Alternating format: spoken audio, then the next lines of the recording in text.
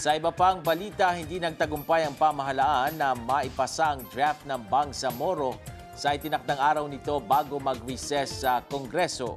Ayon sa palasyo, kailangan pa ng sapat na oras para sa pag-aaral ng panukalang batas. Narito si Marjo Amar para sa ulat. Bigo ang Administrasyong Aquino na maipasa ang draft ng Bangsamoro Basic Law sa Kongreso bago ito mag-recess sa Huwebes. Subalit ayon sa Malacanang, target ng kasalukuyang administrasyon na maaprubahan ito bago matapos ang taon.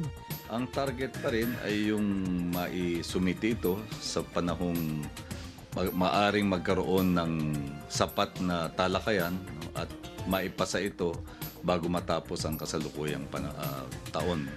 Paliwanag pa ni Secretary Coloma, kinakailangan pa ng sapat na oras, malawak at komprehensibong pag-aaral sa nasabing panukalang batas. Lalong-lalo na hinggil sa usaping wealth sharing at power sharing sa pagitan ng Bangsamoro at ng gobyerno. Yung pong sinasagawa ngayon, batid natin ay patungo sa pagkakaroon ng isang draft bill na isusumite ng executive branch. Marami ding binabagong kaisipan. Doon na lamang sa pagkakaroon ng konsepto ng Bangsamoro na ibang-iba doon sa datihang konsepto lamang na Autonomous Region of Muslim Mindanao.